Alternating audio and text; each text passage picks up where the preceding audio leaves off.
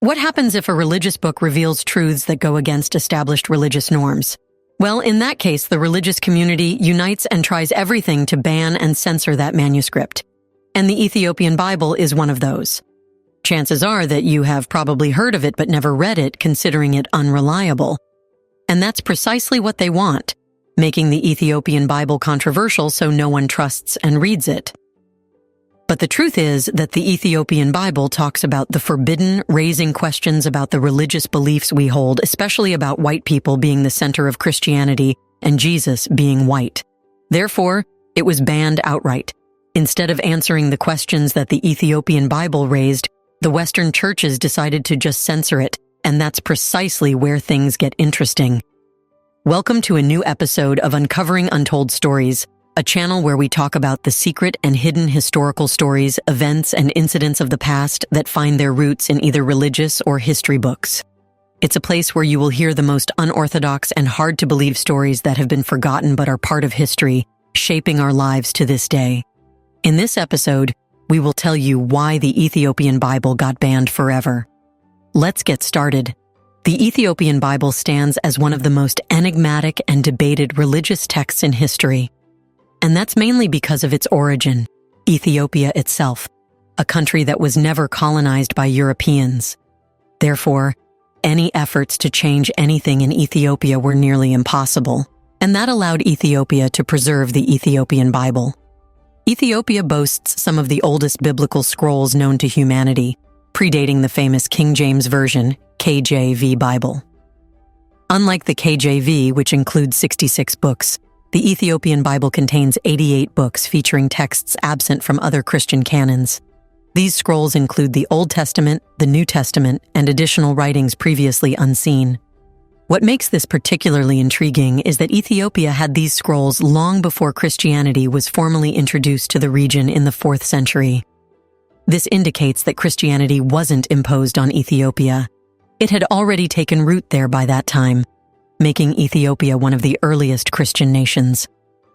Historical accounts further affirm Ethiopia's deep-rooted Christian heritage. For instance, the 6th century Egyptian traveler, monk, and historian Cosmas Indicopleustes noted that Ethiopia was a Christian country during his visit. He observed how Ethiopian rulers welcomed Christian refugees fleeing persecution from anti-Christian kingdoms and empires, highlighting Ethiopia's established Christian faith.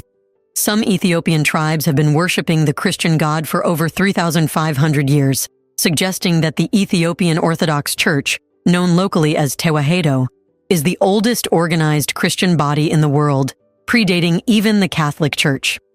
This ancient church has preserved a rich collection of religious texts and artifacts, including one of the earliest illustrated Christian books ever found.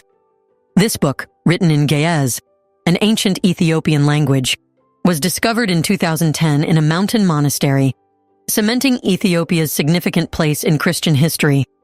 The Ethiopian holy book, the Kebra Nagast, tells a fascinating story from the 10th century BC. According to this text, the Ethiopian ruler, the Queen of Sheba, traveled to Jerusalem to seek advice from King Solomon. While this visit is documented in the accepted biblical canon, the Kebra Nagast adds an intriguing detail. The Queen of Sheba and King Solomon had a son named Menelik. She returned to Ethiopia with Menelik, who became the first emperor. Modern genetic research provides additional support for these historical claims. In 2012, genetic studies of Ethiopians revealed evidence consistent with the Queen of Sheba's journey to Jerusalem and the birth of Menelik. This genetic link corroborates the historical and biblical narratives, adding a layer of scientific credibility to Ethiopia's ancient claims. Ethiopia's rich religious heritage and its unique collection of biblical texts challenge conventional understandings of early Christianity. The Ethiopian Bible's 88 books, including texts not found in other Christian canons, suggest a broader and more diverse Christian tradition. This diversity reflects Ethiopia's long-standing and independent development of Christianity, free from the external influences that shaped other Christian traditions. The Ethiopian Orthodox Church has played a crucial role in preserving this unique religious heritage. Its traditions and teachings have maintained the integrity of these ancient texts, offering a glimpse into early Christian practices and beliefs that differ from those of Western Christianity. The Church's dedication to preserving these texts has ensured that Ethiopia's rich religious history remains accessible to scholars and believers alike. Despite these historical and cultural connections, the Ethiopian Bible remains largely unrecognized and is not considered part of the canonical holy books. Many people, even those within the same faith, are unaware of its existence. This widespread ignorance reflects efforts to discredit and obscure this significant religious text. This raises a crucial question. Why has the Ethiopian Bible been banned and marginalized? To understand this, we need to explore the history of the Bible itself. The Bible, as we know it today, has evolved significantly over time. Various versions existed, each with different interpretations and ideas about its messages. Initially, the Bible texts were written in Hebrew before being translated into other languages. The first major translation was done by Saint Jerome around 400 AD, who translated the texts from Hebrew to Latin, creating the Vulgate. The Vulgate included 27 books of the New Testament and 39 books of the Old Testament, forming the principal Latin version of the Bible. In the first century, many books were written about Jesus' life and teachings. However, not all of these accounts were accurate. Some were more like fiction, filled with imaginative and false stories about Jesus. Without modern means to fact-check these stories, these fictional accounts often spread widely and were believed by the public. This proliferation of false texts concerned early Christian church leaders. To address this, the religious authorities met at the Council of Nicaea in 325 AD and the First Council of Constantinople in 381 AD. These councils aimed to determine which book should be included in the New Testament. They decided that a book would be considered scripture if it was written by one of Jesus' followers or someone who had seen him teach, was written in the first century, and was consistent with the rest of the Bible. However, these standards were not always followed, and books that threatened the authorities but followed these standards were also deemed unreliable and fictional. Throughout history, the Bible underwent many changes. One of the most significant alterations occurred during the reign of King James I of England. By the 1600s, despite the Vulgate existing for over 200 years, numerous versions and accounts of the Bible still circulated, creating confusion and religious differences. King James III sought a definitive version of the Bible that would settle these religious disputes and reinforce his power. This desire led to the creation of the King James Version, KJV, of the Bible in 1611, which aimed to be a unified and authoritative text. Before we continue further, tell us, are you enjoying the video? If yes, please like and share the video and subscribe to our channel to watch more videos about little heard and untold real historical stories. Let's continue now. When several priests approached King James, they voiced serious concerns about the existing translations of the Bible. They argued that these translations were riddled with inaccuracies, leading to widespread misunderstandings of the scriptures. Recognizing the gravity of this issue, King James took decisive action. To address the priests' concerns, King James convened a distinguished panel of 47 scholars and theologians, all experts in biblical languages and scripture. Their task was clear: meticulously review the various translations of the Bible available at that time.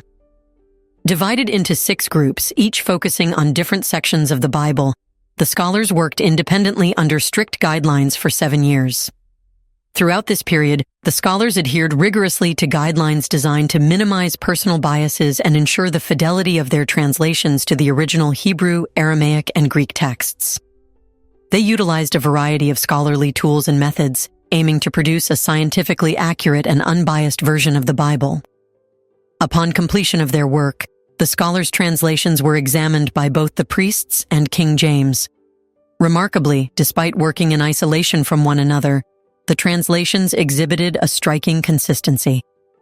This consensus was viewed as a testament to divine guidance, leading to the approval of the new translation with gratitude to God.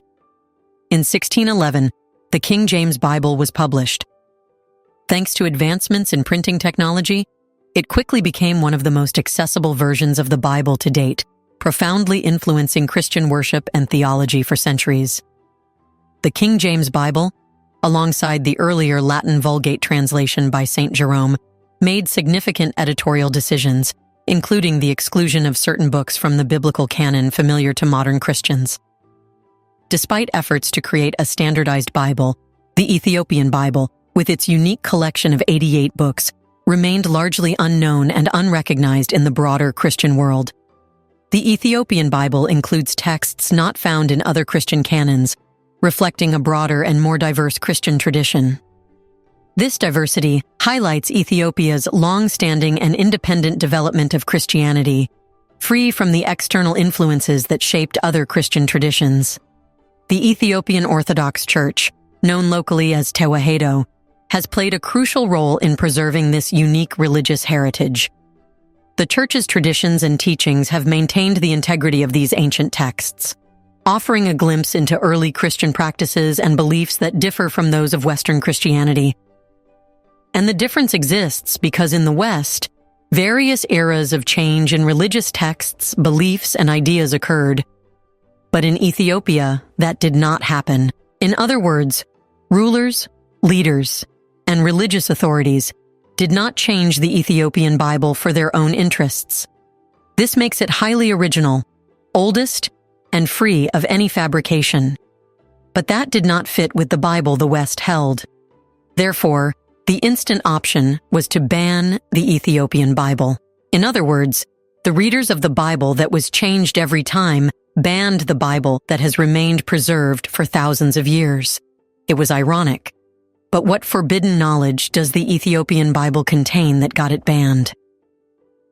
The Ethiopian Bible stands apart with its diverse collection of texts that distinguish it from other Christian canons worldwide. Among its notable works is the Book of Enoch, attributed to the biblical figure Enoch himself. This ancient text offers a unique perspective with vivid descriptions of angelic beings and profound teachings on cosmology and eschatology, themes often absent from more widely recognized biblical texts.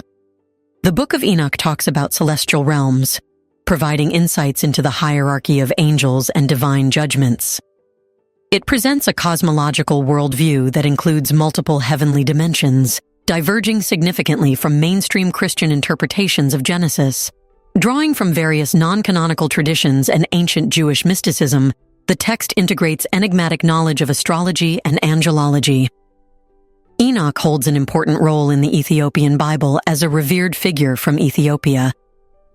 According to Ethiopian tradition, he maintained a profound spiritual connection with God, receiving divine visions that revealed insights about the celestial spheres. He meticulously recorded these revelations, ensuring their preservation for future generations within the book attributed to him. Throughout the Book of Enoch, readers encounter Enoch's profound interactions with celestial beings, engaging in dialogues with prominent archangels like Gabriel and Michael, as well as encounters with the Watchers, a group of fallen angels. Through these encounters, Enoch receives revelations concerning the creation of the universe, the complexities of cosmic design, and humanity's ultimate destiny. The absence of the Book of Enoch from European Christian traditions partly stems from challenges European theologians faced in reconciling its content with established doctrines. The text's focus on the Nephilim, believed to be offspring of unions between angels and humans, and its warnings about the consequences of mingling celestial and earthly realms culminate in the narrative of the Great Flood, a divine judgment aimed at purifying a corrupt and wicked world. Another significant text within the Ethiopian Bible is the Book of Jubilees, which retells biblical narratives from the creation of the world to the giving of the law at Mount Sinai. Alongside familiar stories from the Hebrew Bible, the Book of Jubilees introduces additional laws, customs, and interpretations that provide a distinctive perspective on foundational biblical events. These texts not only enrich the literary and theological content of the Ethiopian Bible, but also offer alternative viewpoints on fundamental beliefs and spiritual teachings. They profoundly contribute to the religious heritage of Ethiopian Orthodox Christians, reinforcing their unique identity within global Christianity. Through these ancient texts, Ethiopian Orthodox believers find spiritual guidance, deeper insights into their faith, and a profound connection to religious traditions spanning millennia. Additionally, The Book of Tobit and the Book of Judith stand out for their compelling narratives and moral lessons. The Book of Tobit follows Tobit and his son Tobias on a journey through various trials, aided by angelic beings. This narrative illustrates themes of faith, divine providence, and protection. Similarly, the Book of Judith recounts the heroic tale of Judith, a woman who saves her people through cunning deception, and the assassination of the Assyrian general Holofernes. Judith's story underscores themes of courage, wisdom, and the transformative power of faith in overcoming seemingly insurmountable challenges. In addition to these narratives, the Ethiopian Bible includes early Christian writings such as 1 and 2 Clement, attributed to Clement of Rome. These texts explore sensitive topics such as church hierarchy, apostolic authority, and ecclesiastical discipline. Despite offering valuable insights into early Christian theology and practice, these writings are notably absent from most mainstream Christian Bibles. This reflects differing traditions and priorities in the formation of biblical canons between the Ethiopian Orthodox Church and other Christian denominations. Moreover, the Ethiopian Bible contains elaborate prophecies regarding the end times and the anticipated return of Jesus Christ. These prophecies detail various signs and events that will precede the second coming, such as wars, famines, earthquakes, and the rise of false prophets. Additionally, the Ethiopian Bible addresses the prophecy of the Antichrist, depicting him as a leader who opposes Christ and deceives humanity during the end times. His influence is expected to mislead many from the truth of God, promoting falsehood and discord among nations and individuals alike. The Ethiopian Bible challenges modern interpretations and Eurocentric views of the Bible, which is why it's considered controversial in the West. This divergence becomes especially pronounced with its inclusion of teachings that challenge orthodox interpretations and offer unique insights into religious history and theology. One notable aspect of the Ethiopian Bible is its alternative interpretations of biblical stories. These interpretations often provide new perspectives on familiar narratives such as Adam and Eve, Noah's Ark, and the Exodus, offering a deeper understanding of their significance within the broader context of religious history. For example, while Adam and Eve's story is commonly viewed as a tale of disobedience and the fall from grace, the Ethiopian Bible portrays them not just as sinners but as beings endowed with divine wisdom and potential. Their expulsion from the Garden of Eden is framed not as punishment for disobedience but as a necessary step toward enlightenment and spiritual growth. This interpretation challenges traditional notions of original sin and emphasizes humanity's inherent goodness.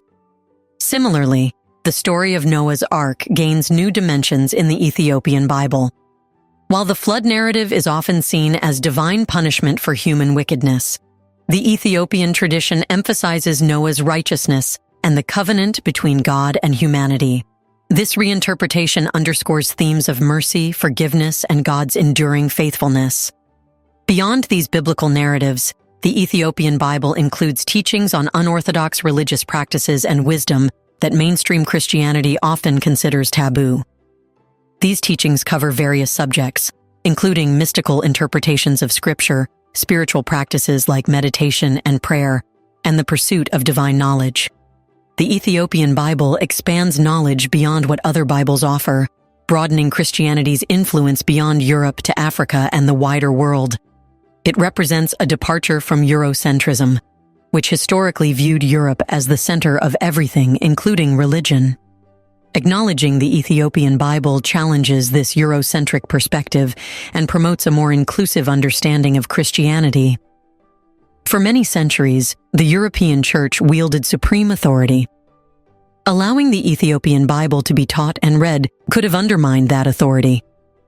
Faced with this threat, the Church had two options: accept the Ethiopian Bible and relinquish some control, or ban it and maintain power.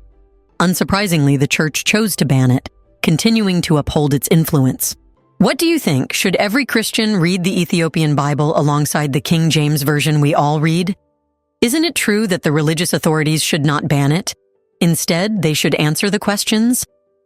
In the comment section right below, share your thoughts on the Ethiopian Bible and whether you would follow the religious authorities and won't read it. Do you want to watch more videos like this one? If yes, subscribe to our channel and press the bell icon next to it. We bring videos on stories that might sound controversial, mysterious, and shocking, but are real and have roots in religious and history books. Thanks for watching, and until the next video, stay tuned.